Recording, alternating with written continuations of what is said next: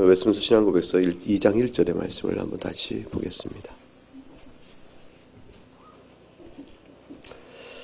2장 하나님 1절의 말씀 같이 또박또박 읽어보겠습니다. 오직 한 분뿐이신 살아계시며 참된 하나님이 존재하십니다. 하나님은 본질과 완전함이 무한하시며 지극히 순결한 영이시며 눈에 보이지 아니하시고 몸이 없으시며 여러 부분들이 없으시고 고통이 없으시며 불변하시고 광대하시며 영원하시고 헤아릴 수 없으시며 전능하시고 가장 지혜로우시며 가장 거룩하시고 가장 자유로우시며 가장 절대적이십니다. 하나님은 자신의 영광을 위하여 변하지 않으며 공의로운 자신의 의지에 의한 계획에 따라서 모든 일을 행하십니다. 하나님은 사랑이 많으시고 은혜로우시며 긍휼이 많으시고 오래 참으시며 선과 진리가 풍성하시고 불의와 범죄와 죄를 용서하시며 하나님을 부지런히 찾는 자에게 상을 주시는 분이십니다. 그러면서도 하나님은 심판하실 때에 가장 공의로우시며 지극히 두려운 분이시고 모든 죄를 미워하시며 죄를 범한 자를 결단코 벌하지 않은 채 내버려 두지 않으십니다. 오늘 예배를 통해서 나누고 또 전하는 말씀은 본문 요한복음 4장 24절과 디모데후서 1장 17절, 6장 15, 16절의 말씀을 읽은 것을 기초로 해서 우리에게 주는 하나님이 어떤 분이신가에 대한 귀한 내용을 살핍니다. 그 내용은 특별히 웨스민스터 신앙고백서 2장 1절에 두 번째 2번으로 붙여진 그 부분의 내용이 우리의 오늘 살펴볼 말씀의 내용 주제가 되겠습니다. 즉 하나님은 본질과 완전함이 무한하신 분이시다라는 사실, 그리고 하나님은 지극히 순결한 영이시라는 사실, 그리고 하나님은 눈에 보이지 아니하신 분이시고 몸이 없으시고 여러 부분이 모아져 이루신 분이 아니며 하나님은 고통이 없으시다라는 사실 내용이 오늘 본문의 말씀을 통해서 여러분에게 전해드리는 말씀의 주제 내용이 되어집니다. 하나님은 영이십니다.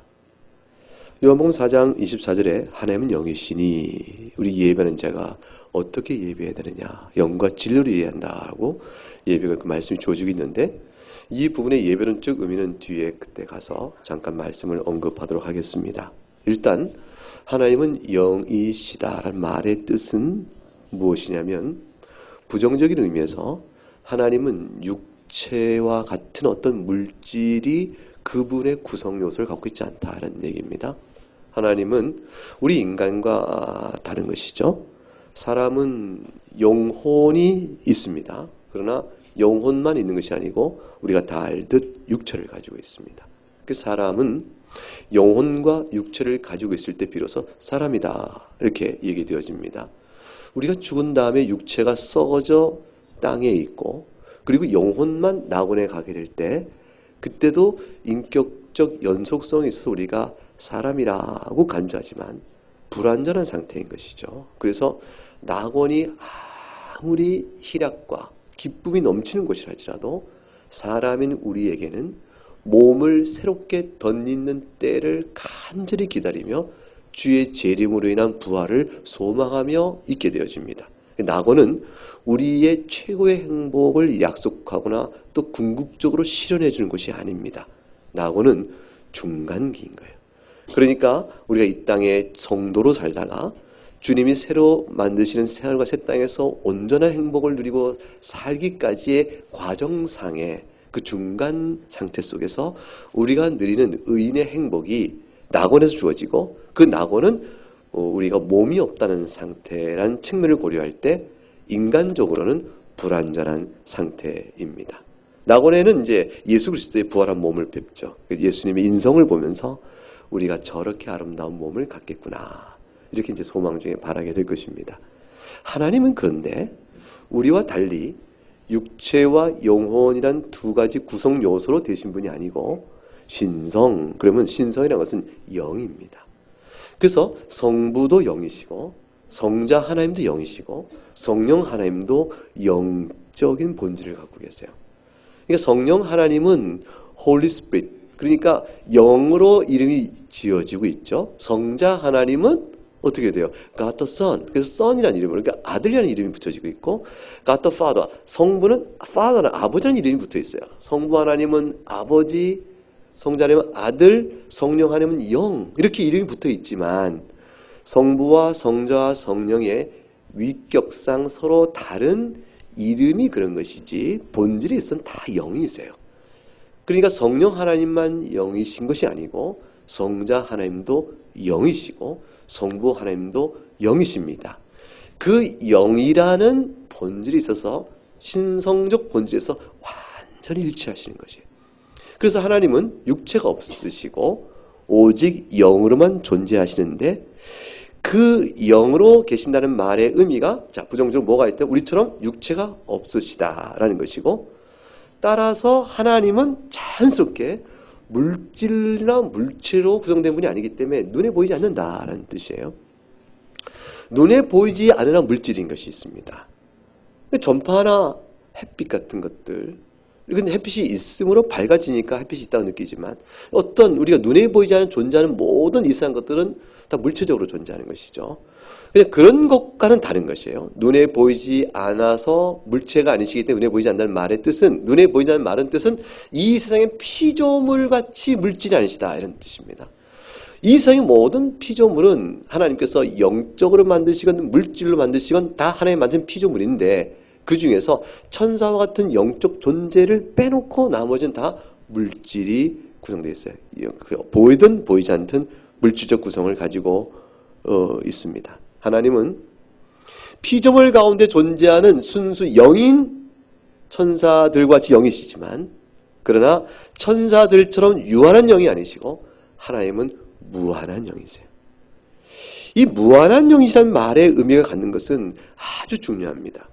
하나님께서 무한한 영이라는 것은 오늘 말씀 속에 우리 웨스트민스터 신앙국에서 완전함이 무한하시다. 무한하기 때문에 그는 순결한 영이시라는 말로 표현됐어요. 근데 순결한 영이라는 이 순결성은 나눔이나 합성이나 구분이나 이런 것이 아니에요. 더하여 만드신 분이 아니고 또 이렇게 혼합해 만든 게 아니고 또 화학적 결합하면 새로운 물질이 되어지죠. 예컨대 물 그러면 물이 H2O니까 어려운 문제. 수소 분자인가요? 수소 둘, 산소 하나. 그게 원자인가요? 갑자기 제가 왜 이렇게 화학을 못하죠? H2O는 결합하면 이 두 개가 단순히 두 개로 결합되어 있는 게 아니고 새로운 물질이 되어지죠. 이건 혼합이 아니라 합성이에요.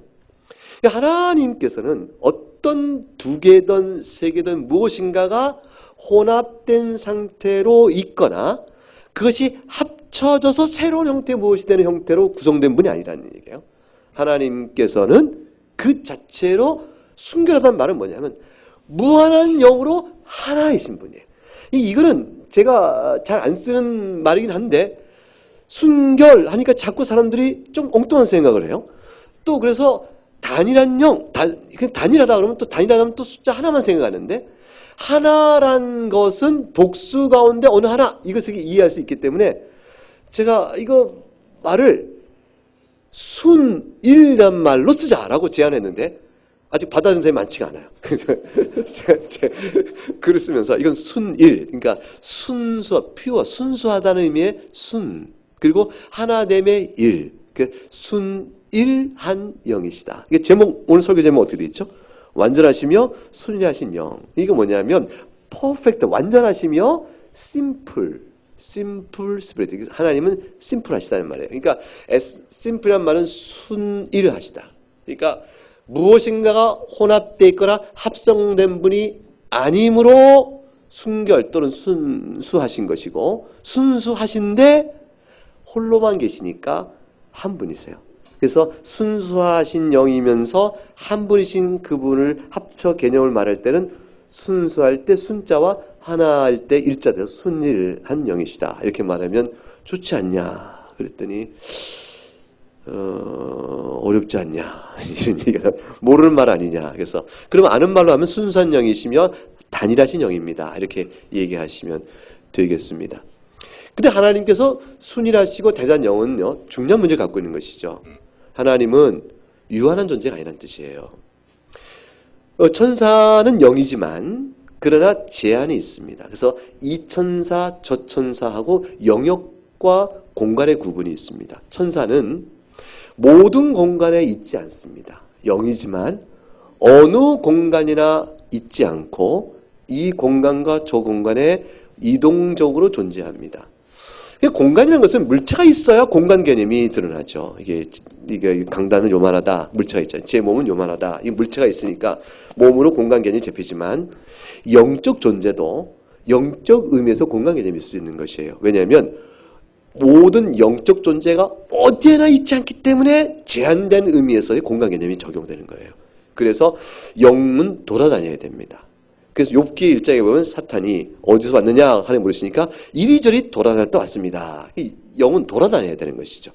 하나님께서는 무소부재 아니 계신 곳이 없으시며 어느 곳에나 동시에 계시므로 편지에 계시다 이렇게 합니다. 그러니까 무소부재는 아니 계신 곳이 없다는 뜻이고 편재는 어디에나 다 계신다라는 뜻이에요. 그럼 어디에나 다 계시다는 말의 뜻이 하나님은 펼쳐져 있다는 뜻이 아닙니다. 그것이 이제 하나님의 영의 특성인데 지금 이 공계는 어디나 다 있습니다. 그러니까 어디나 있지만 이 공간 안에 다 펼쳐진 이 공기는 제가 마시는 공기와 저 뒤에 이경돈 전도사님이 마시는 공기는 다른 공기입니다. 저는 신선한 공기고 이경돈 선생님은 조금 어떤 공기인지 모르겠어요. 자, 이 공기가 서로 다릅니다. 그래서 말하면 펼쳐져 있고 어디나 채워져 있으나 서로 다른 공기. 왜냐하면 부분도 나눌 수가 있는 겁니다.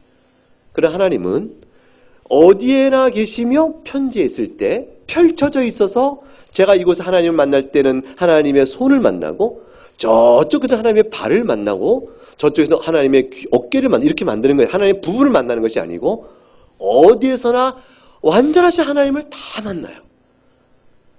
가장 큰 데서도 하나님은 치우시고 가장 작은 데도 하나님은 다 계세요. 그게 하나님의 무한성과 순한 영의 특성이에요. 그래서 삼천적 공간을 초월하시고 그래서 어디에나 온전하게 계시고 아무리 커도 하나님 안에 있어요. 그러니까 아무리 커도 하나님 안에 있는데 하나님 안에 있는데 근데 가장 작은 분은 하나님 다 계세요. 이게 어떻게 그것이 가능하냐? 그 상태를 설명하는 일증은 하나님은 쪼개지거나 나뉘어지거나 구분되거나 구별되는 분이 아니에요.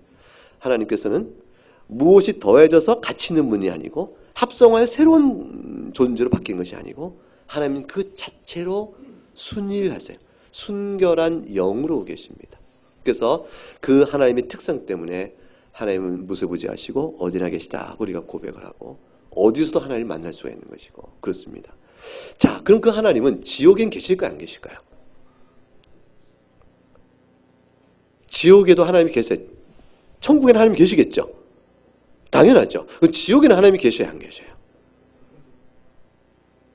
계시다고 말하자니 조금 이상하고 안 계시다니 그것도 이상하죠. 그래서 안 계시다고 말하면 지옥은 하나님부터 독립된 영역이 되죠. 그럼 그게 하나의 자기 스스로 존재하는 공간이 됩니다.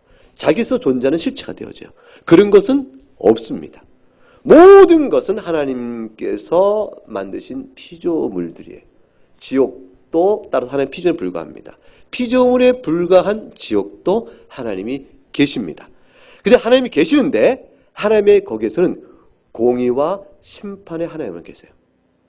다시 말하면 하나님이 그곳에는 본인의 거룩과 긍휼과 자비와 사랑과 선과 오래 참음과 그 어떤 것으로 계시지 않으세요. 지옥에는 하나님의 준엄한 심판, 공의의 심판으로만 계세요. 그래서 그곳은 죄인에게는 영원토록 무궁토록 무한한 심판의 자리요 무서움의 자리예요. 그러나 우리와 함께 계시는 하나님은 영원한 긍휼과 자비로 계세요. 그리스도 안에서.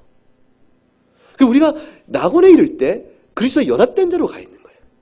그래서 그리스도와 연합된 자로 있을 때에 우리에게는 하나님의 긍휼과 자비로 우리와 함께 하시는 것이에요. 하나님의 공의 심판으로 우리와 함께 계신 것이 아니고 영원한 자비로 우리와 함께 계세요. 그래서 낙원에 이루어 쓰고 또 새하늘과 새 땅에서 우리가 하나님께 영원토록 구할 때, 영원토록 구하면서 우리가 다시는 죽음과 슬픔과 눈물이 없게 된 모든 것은 하나님의 영원한 자비와 긍휼로 그리스도 안에서 우리 함께 가시기 때문에 그런 것이에요. 그리고 영원토록 하나님 우리 함께 계세요. 그래서 우리가 이제 오늘 다니엘서 설교할 때도 우리가 봤지만, 부활은 악인도 하고 의인도 하지만, 의인의 부활은 하나님의 긍휼의 영광을 찬송하는 부활이지만, 그러나 악인의 부활은 무슨 부활일까요? 심판의 부활로 오는 것입니다. 그래서 긍휼의 영광을 찬송하는 우리의 부활은 우리에게 영생이라는 선물로 주셔서 영생이 부활을 한다, 이렇게 말씀하는 겁니다. 이게 복음입니다. 이 복음의 그 어떤 것으로도 복음을 거스릴 수 없습니다. 어떤 율법과 어떤 교회 규칙도 이 복음을 위에 우선적 가치로 지배할 수 없습니다. 하나님의 절대적 사랑이 그리스도 안에서 우리에게 주어진 것이에요. 그 그리스도의 그 은혜로 주어진 이 사랑의 충만함이 무한합니다. 이 충만의 무한성을 훼손할 그 어떤 것도 피주위 안에 없어요. 공의의 무한성 때문에 하나님께서 긍휼을 주고자 한 대상이 아닌 자들은 하나님의 작정한 뜻을 따라 하나님의 선택받은 백성이 아니면 누구도 죄값을 치르지 않을 수가 없는 것이에요. 그래서 오늘 본문 속에 주어진 대로 하나님은 그러신 분이에요. 오늘 본문 웨스민스터 신앙국에서 2장 1절에서 맨 7번 문항에 하나님은 심판하실 때 가장 공의로우시다 이렇게 고백합니다. 죄를 미워하시는 하나님의 죄를 향한 미움에 변화가 없어요. 혹시라도 죄를 좋아하지 않으실까? 이런 하나님의 변질에 대한 기대를 하는 것은 미련한 일이에요. 하나님은 순이란 영이시요 그처럼 순결하시고 단일하시기 때문에 그 말은 뭐냐면 하나님에게는 변화가 없으시다는 얘기예요. 그래서 하나님 어떤 바쁜 걸 기대할 수 없습니다. 그런데 하나님은 또 뭐라 하냐면, 참 6번 나중에 우리가 이 뒷부분을 갈 거지만, 불의와 범죄와 죄를 6번 그죠? 밑에서 넷째 줄 올라가면 불의와 범죄와 죄를 어떻게 하시는 분이라고 되어 있죠? 용서하시는 분이라고 되어 있어요. 이게 고백입니다. 하나님은 불의와 범죄와 죄를 용서하세요. 회개하는 자에게 그리스도 안에서. 그래서 영이신 하나님께서 순일하시다 이 말의 의미는 무슨 뜻입니까? 하나님은 구분되거나 분리될 수 없고 무엇이 합하여진 분도 아니요 혼합된 분도 아니요 합성된 분이 아닙니다. 그러다 보니까 하나님은 선하신 분이죠. 하나님은 사랑이 많으신 분이죠. 하나님은 거룩하신 분이죠. 하나님은 또 어떤 분이세요? 정의로운 분이시죠. 하나님은 지혜가 많으세요. 하나님은 모르시는 게 없은 지식이 무한성하십니다. 하나님은 또 어떠하시다 계속 하나님에 대한 그 성품과 하나님이 가진 속성들을 우리가 꼽아볼 수 있겠죠. 이 꼽아본 모든 무한한 선과 무한한 정의와 무한한 긍휼과 무한한 자비와 무한한 오래 참으심, 이 모든 것들이 합쳐진 분이 하나님이시다 라고 말하면 이 표현이 맞아요, 틀려요? 제가 어떻게 했죠? 합쳐진 것이라 했어요.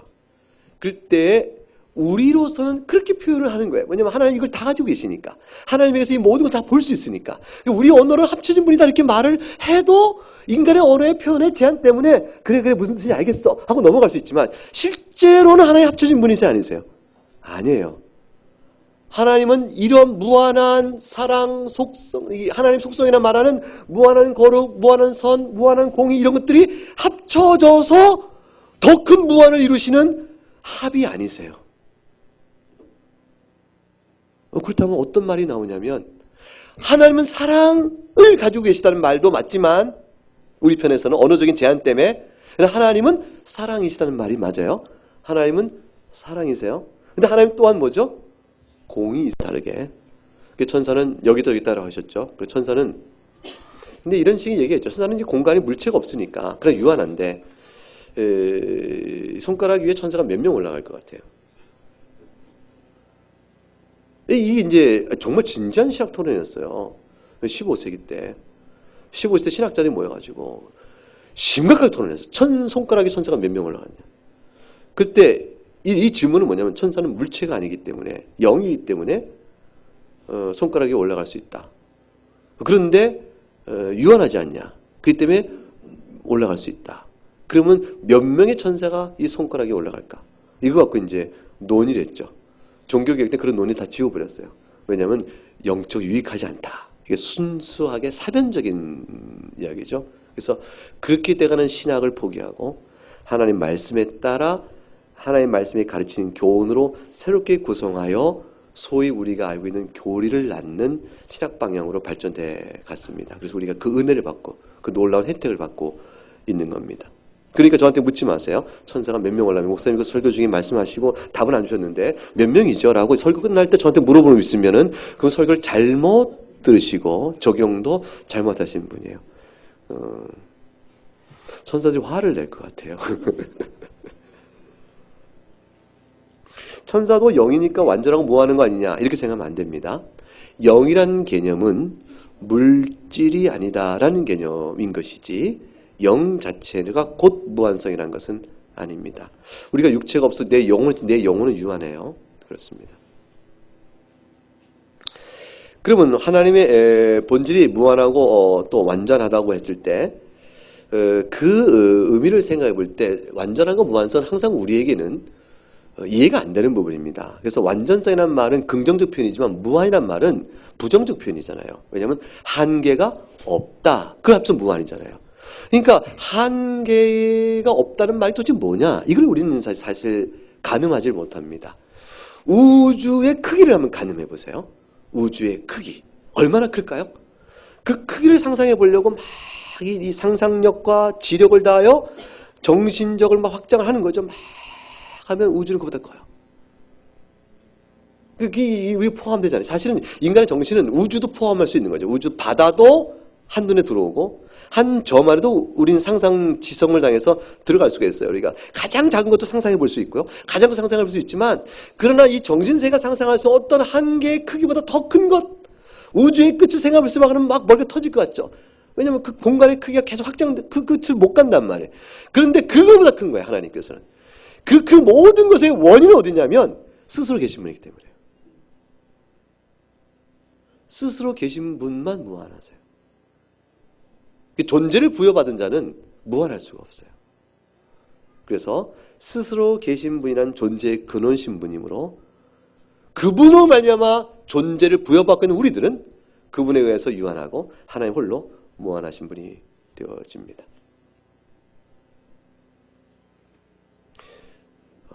아실 것 같으십니까? 모르실 것 같으십니까?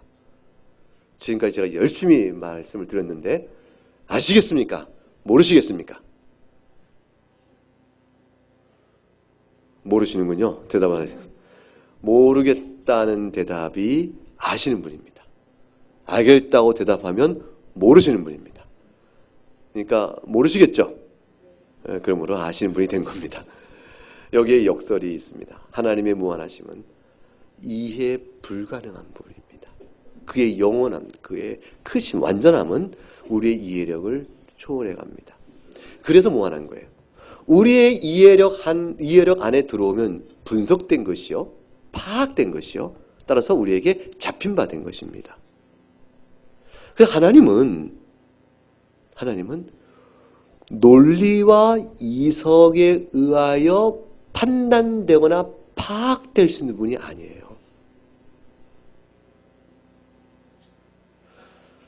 comprehension, 영어로는 이제 comprehension, 라틴 comprehensio라는데 이 말은 뭐냐면요. 어떤 사물을 우리가 분석해냅니다. 그 사물을 연구해 분석해서 여러분이 저와 같이 지내면서 김병원 목사는 이러이러한 사람이야. 내가 다 파악했지.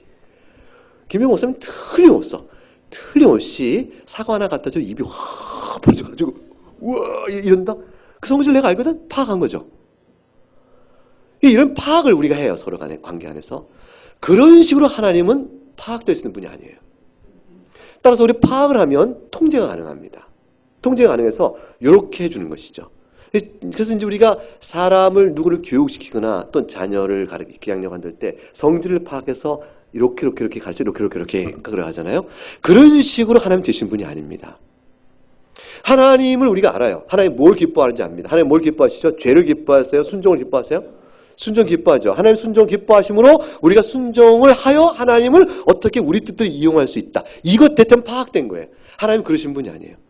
순종을 기뻐하는 것은 하나님 우리에게 명하신 분을 명한 대로 하는 것을 기뻐하실 따름이지, 우리가 순종을 도구로 삼아 하나님을 우리가 원하는 데 이끌 수 있다는 개념은 전혀 다른 것이에요. 그렇게 되는 분이 아닙니다. 하나님은 다만 하나님 우리에게 보이신 바대로 우리가 받고 그를 기뻐하고 알아갈 따름이에요.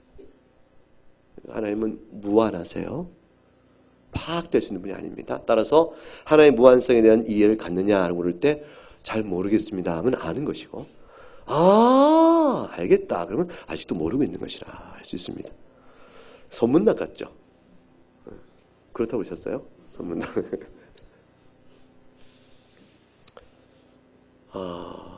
그래서 하나님이 영광스럽고 그래서 하나님을 믿는 게 기뻐요. 하나님께서는 우리에게 자신을 알려주시는 것이 있는데 그 알려주신 것도 하나님의 본질을 알려주시는 것은 아니에요. 우리는 하나님의 본질의 무한성과 완전함 때문에 본질을 접근해 갈 수가 없습니다. 즉 유한은 우리가 하나님의 본질을 조금이라도 맛볼 수가 없는 것이에요. 맛볼 수 없는 것은 뭐냐면 하나님께서 부분이라면, 여러 개 부분의 합이라면 하나님이 끝자락에도 본다 이렇게 할 수 있는데 그렇게 될 수가 없습니다. 하나님의 본질은 우리의 차원을 넘어서 계시고 그래서 영원토록 신비요 심오한 곳에 있어요. 근데 하나님께서 우리가 그러면 아는 건 뭐냐, 하나님이 그 본질에 따라 우리와의 관계성을 맺기 위하여 우리의 인식의 틀과 한계에 맞추어 우리에게 계시해 주는 범위 내에서 우리가 하나님을 알아가는 것이에요. 아주 제한되지만 그 조금이나마 알려주신 만큼 하나님을 알아가요. 그런데 그렇게 하나님을 알아가는 그 조금의 약간의 그 계시가 하나님을 참으로 말하는가? 아니면 하나님이 그냥 이렇게 알아라 하고 말해준 것을 알 따름인가? 라는 질문이 나올 수가 있죠. 뭘 자꾸 나를 알려고 그래? 그냥 그런 줄 알아? 이렇게 말해준다 알아? 이렇게 말해준 내용만 아는 것이구나. 나를 정말로 모르는 것인가? 아니면 하나님을 알려준 계시는 정말로 하나님을 말하는 것인가? 이런 질문이 있을 수 있죠. 신학자 간에 논의가 되어졌어요. 논의가 됐는데 둘 답이 엇갈려요. 근데 표준적인 답은 뭐냐면, 개혁파 신학의 표준 답은 하나님이 계시한 내용은 참 하나님 그분이시다. 즉 계시의 내용과 하나님과의 관계의 진정성 부분은 우리로서는 말할 수 없는 거예요. 우리는 어떻게 믿구나? 이것이 우리가 믿는 하나님이 참 하나님인 줄 알고 나가는 것이 마땅한 것이에요. 왜냐하면 하나님은 그것을 우리를 향하여 대하실 때 절대로 바꾸시는 분이 아니시거든요. 그래서 그것은 우리가 아는 하나님을 그대로 보여준다고 말하는 것이 표현이 정확하고 오히려 맞다. 이것이 답입니다. 자, 그러면 마지막으로 여러분이 없으시다. 근데 마지막 2번의 마지막 단어가 뭐가 나오죠? 고통이 없다라는 말이 나오죠. 도대체 이게 이해가 되십니까? 하나님은 고통이 없으시다. 이렇게 말해 되었을 때 어떤 분들은 참지를 못하는 분이 계세요. 하나님은 왜 고통이 없으시냐? 그럼 우리의 고통을 하나님은 아실까? 하나님은 그럼 냉담하신 분? 무정하신 분? 우리의 그 숱한 재앙 속에 죽어가는 사람의 신음과 눈물과 아픔과 악의 존재로 인한 우리의 고통을 전혀 모르시는 냉담하신 분, 높고 높으셔서 그럼 우리가 그 하나님을 어떻게 예배하고 우리의 긍휼히 아버지여 우리를 불쌍히 해달라고 말을 할 수 있을까? 우리를 불쌍히 여겨주세요 이라고 말할 때 우리의 고통을 호소하는 것이고, 그 하나님이 그 고통을 아셔야 되는데 하나님이 그 고통을 알기는 아실까? 뭐 이렇게 질문이 들어가서 하나님께서 고통을 모른다는 말을 싫어하고 반대하는 분이 계실 수 있어요.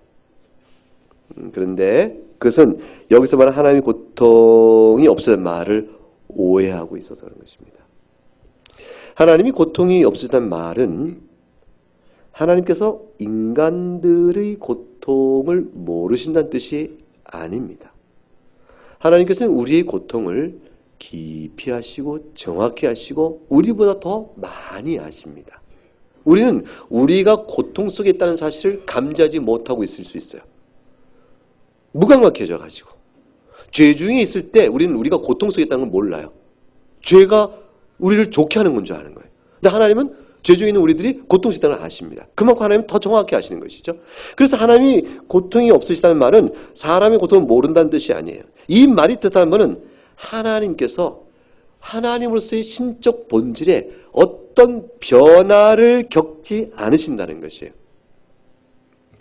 고통이란 말은 본래 본인이 뜻한 바를 이루지 못할 때 고통이요, 본인의 원래 본질이 있는 대로 있지 못하고 변화될 때 그 변화로 인한 영향을 감정적 표현, 감성적 표현을 우리가 고통을 이렇게 말하는 것이에요.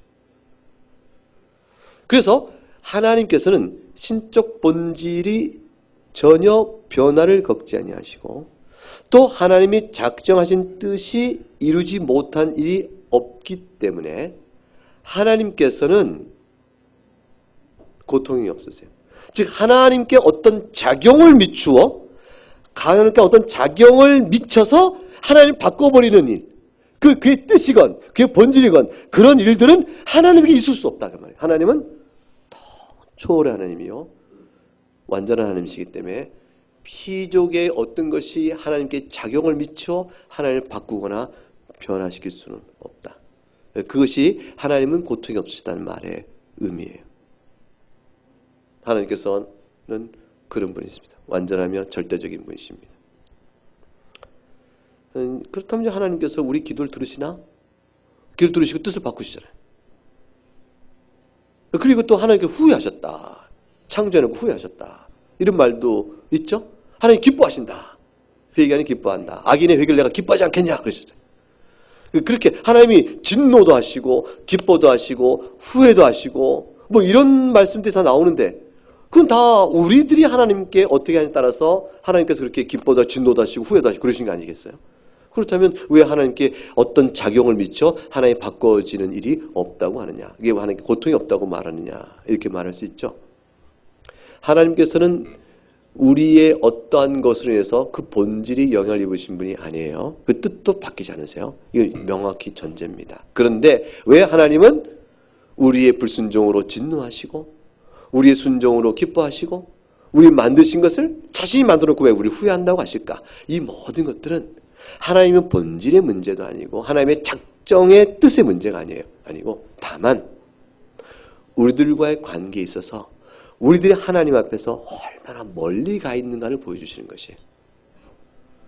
우리가 하나님께 순종하면 하나님과의 관계가 바르다는 사실을 보여주기 위하여 하나님께서 기뻐하고 말로 우리가 알아듣게끔 표현하시는 것이고 우리가 하나님 말에 불순종에 있으면 하나님께서 진노하신다라는 말로 인해서 우리가 하나님께 불순종에 떠나 있다는 사실의 관계를 보여주시는 것이에요. 다시 말하면 우리가 하나님과 관계 속에서 어떤 형편에 놓여 있는지를 우리가 알아듣게끔 우리의 언어적 표현으로 하나님이 기뻐하신다, 진노하신다고 표현하고 있는 것이에요. 하나님 다 알고 계세요. 모든 걸 다 알고 계세요. 본질적으로 작정한 뜻에 따라 실현해 가세요. 그러나 우리가 하나님과 인격적 교제를 나눌 때 하나님께서 우리와 같이 인격적으로 우리에게 만나주지 않으면 우리가 하나님을 예배할 수 없고 알 수 없기 때문에 그렇게 표현하는 겁니다. 그래서 이런 것을 신학적으로 뭐라면 신인 동정론이다. 하나님을 사람과 마치 정서가 같은 분인 양 표현하고 있는 것이다. 또는 신인 동형론, 하나님이 마치 사람처럼 형태가 같은 분인 양 표현하고 있는 것이다. 이렇게 말하는 형태의 표현입니다. 하나님의 권능을 하나님의 손으로 표현하는 거예요. 그래서 하나님의 손이 능히 미치지 못하겠느냐? 이렇게 얘기해요. 그 말은 뭐예요? 하나님의 권능이 없겠느냐라는 말의 표현을 말하는 것이죠. 하나님이 귀가 없으시냐? 이렇게 말해요. 그 말은 뭐예요? 하나님이 모든 것을 아신다는 표현을 그렇게 귀로 표현하는 것이죠. 그렇게 표현하는 겁니다. 후회하거나 노하신다는 말도 그런 뜻입니다. 그래서 이 강대상에 제가 이쪽에 쓰면 여러분 볼 땐 제가 강대상 어느 쪽에 서 있는 겁니까 지금? 여러분 보실 때 강대상 왼쪽에 서 있죠. 제가 이쪽에 쓰면 제가 강대상 어디에 서 있습니까? 오른쪽이죠. 근데 내가 말하는 거죠. 이 강대상은 왜 자꾸 왔다 갔다 하려? 제가 여기 서놓고 나서 말하기를 강대상이 내 왼쪽에 가 있네? 제가 이쪽에 서놓고 말하기를 강세가 오른쪽으로 와버렸구나. 너 왜 자꾸 왔다 움직여? 이렇게 말을 쓰면 말이 돼야 안 돼? 안 되는 거죠. 그죠? 강세는 원래 그저 있었고 저만 왔다 갔다 했죠. 하나님 진노하시거나 기뻐하시니 꼭 그거 같은 것이에요. 하나님은 계신데 내가 하나님 말씀에 불순종함으로 하나님이 기뻐하신다. 내가 순종한 하나님이 기뻐하신다. 불순종함으로 진노하신다. 라고 하나님 관계가 달라지고 있는 것이에요. 여러분, 하나님은 변하지 없으세요? 이 변함이 없는 관계 속에서 우리를 향한 사랑도 그리스도 안에서 분명하고 확실하게 보이셨어요. 이제 그리스도 사랑이 떠나는 건 여러분의 문제예요. 여러분이 그리스도 사랑이 떠나면서 하나님이 나를 진노하시고 죄를 하신다고 말하고 있고, 여러분이 그리스도 안에 오므로 하나님이 나를 용서하시고 사랑하신다고 말하고 있는 것이에요. 여러분이 하나님 앞에서 경건하고 주님을 사랑하고 그 은혜를 사모하면 하나님은 여러분에게 항상 사랑과 오래 참으심과 용서의 하나님은 다가오실 거고요. 여러분이 하나님 앞에 불순종하고 멀리 가고 죄에 따라 빗둘배틀하면 여러분 스스로에게 하나님은 항상 어떠죠? 무섭고 두렵고 심판하신 분, 그런 분으로만 다가오게 될 겁니다. 그러나 하나님께서는 항상 동일하신 분입니다. 그리스도 안에서도 동일한 약속을 갖고 계세요. 이런 하나님을 우리가 어떻게 예배해야 될까요? 마지막으로 간단하게 영과 진리로 예배해야 한다. 요한복음 4장 24절 말씀하셨습니다. 이 말씀의 뜻은 뭐냐면, 영으로 예배하는 말의 의미는 뭐냐면, 반대 의미가 있어요. 그게 뭐냐면, 이제 기계적이고 의식을 따라 행하면 예배 드렸다는 식의 예배는 예배가 아니다. 그거예요. 형식주의적인 예배는 예배가 아니다. 그래서 만일 예배를 드리면 어떡합니까? 그러면 안 좋을 땐 고개 숙여 기도하세요. 그 다음에 찬송할 때 일어서세요. 그 다음에 좀 앉으세요. 그 다음에 뭐 합시다 해서 의식을 몇 가지 쭉 정해. 복잡한 의식으로 막 이렇게 하고 다 하고 난 다음에 그걸 따라 했으니 예배가 됐다. 그건 절대로 아니라 그겁니다. 외적인 형식을 또는 리추얼리즘이죠. 의식주의에 따라 행하였다고 예배가 아니요. 따라서 제물을 하나님께 바쳤다고 구약 제사예에 따라서 제물을 바쳤다고 예배한 것이 아니요. 예수님 하나님께 여호와 하나님께서 뭐라고 그래요? 내가 피에 굶주렸느냐?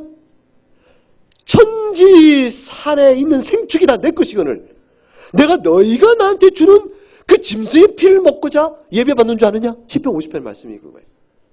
감사로 나를 영화롭게 하는 자가 나에게 예배한다. 그랬어요. 그게 무슨 감사의 제사로 나오는 자가 나를 영화롭게 한다. 감사는 뭐죠? 하나님 앞에 내면을 드리는 거예요. 내면 안에서. 이 마음 중심을 다해서 하나님의 은혜를 보고 나가는 것이죠. 그런 자가 예배하는 것이라. 이렇게 예배하는 거죠. 하나님께서 뭐라고 하시냐면 너희가 10의 1조를 드리고 모든 걸 다 해도 의와 신과 진리를 버리면 예배하는 것이 아니라. 이렇게 말씀하는 것이 뭐냐면 예배가 철저히 의식주의 형식주의가 아니요. 영으로 주 앞에 나가는 거죠. 내면 안에서 단일한 마음이요 순결한 마음으로 나갈 때 그런 것이에요. 그러니까 십계명을 지킨다는 것이 뭐죠? 그게 외적인 형식이 아니요 내면적 하나님의 사랑으로 지키는 것이에요.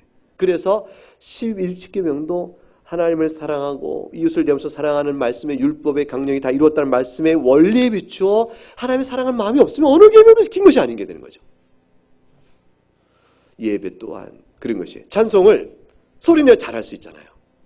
그래서 여러분 대중 가수 중에서 찬송을 이렇게 녹음해서 이렇게 막 부르는 가수도 있잖아요. 그 사람이 신앙을 가지고 불렀을까요? 신앙이 없이 불렀을까요? 그 잘 모르겠어요. 그 사람이 얼마나 신앙인지 모르는데. 근데 어떤 유명한 그 가수가 찬송을 불러요. 복음성도 부르고. 그러면 듣는 우리는 내가 믿음으로 들으니까 은혜를 받고 좋고 하는데 노래도 잘하고 음색도 좋고. 근데 그분은 어떨까? 찬송한 것일까? 아니라 그 말이에요. 소리를 내어 올렸다고 찬송한 것이 아니라 그러죠. 그 영으로 예배한다는 말씀이 담겨 있는 겁니다. 설교를 들을 때 이치가 그렇구만이 아니라 마음을 열고 들어야 하는 것이고 사모하는 마음으로 들어야 하는 것이고 저는 제가 마음속에 담아 하나님의 말씀에 대한 진리한 감동으로 제가 전하지 않으면 저도 기계예요. 그냥 아무것도 아니에요. 제 영혼에 아무런 도움이 안 됩니다. 우리 모든 예배는 그래서 개신교 예배는 거의 의식이 없잖아요. 우리가 하는 의식이라는 게 뭐가 있어요? 리터지, 예전이라는 게 별로 없어요. 그래서 제가 조엘 비키 목사님, 이제 개혁교회의 네덜란드 헤리티지 콩그리게이션, 미시간에 있어요, 미국에. 거기서 이제 그 개혁 교회 신학과 교회를 실천해 가시는 아주 좋은 훌륭한 목사님인데, 그분을 제가 만났을 때 개인적인 만남 속에서 제가 물었어요. 리폼드 예배의 리터지를 좀 내가 좀 알고 싶으니까 좀 얘기하라고 했더니, 리터지?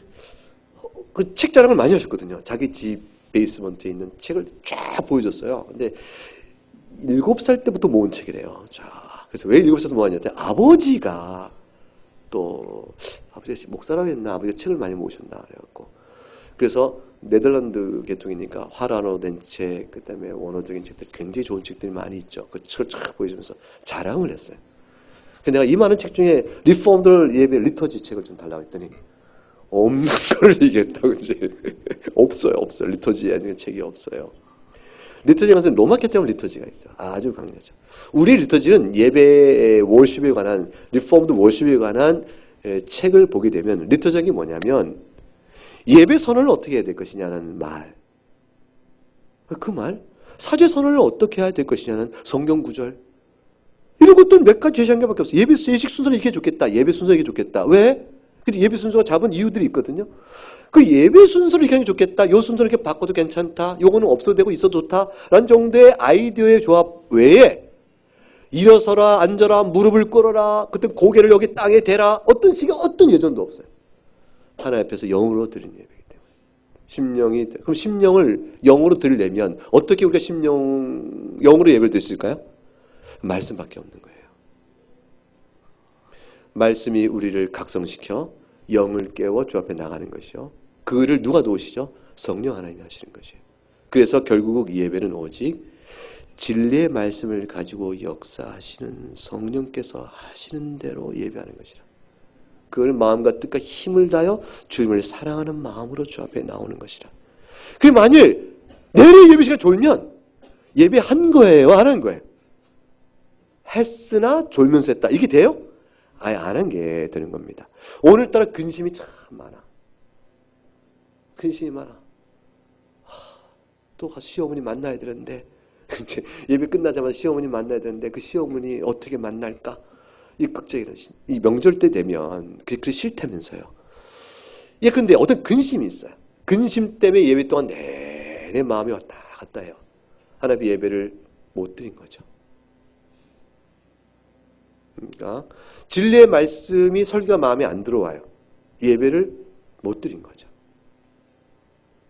찬송하는데 소리는 내고 있는데 찬송의 가사와 가락이 뭔가 마음을 싣지 못해요. 예배 못 드린 거죠. 이거를 어떻게 좀 잘 들을 수 있도록 할까 싶어서 개혁교회는 찬송을 크게 하라. 가사를 힘있게 말하고 음을 크게 내라. 그럼 우리는 마음을 실어라. 마음을 싣는데 이렇게 한 찬송이 어디 있어요? 그 어떻게 마음을 그렇게 실을 수 있어요? 그래서 소리 내어 찬송해야 돼요. 바라여 찬송해야 돼요. 그래야 하는 것이죠. 듣기에 힘을 다해야 돼요. 기도 때 집중해야 되는 것이죠. 기도에 눈 감자. 이렇게 그렇게 되는 거예요. 그래서 예배에 전력을 다해야 하는 것이라.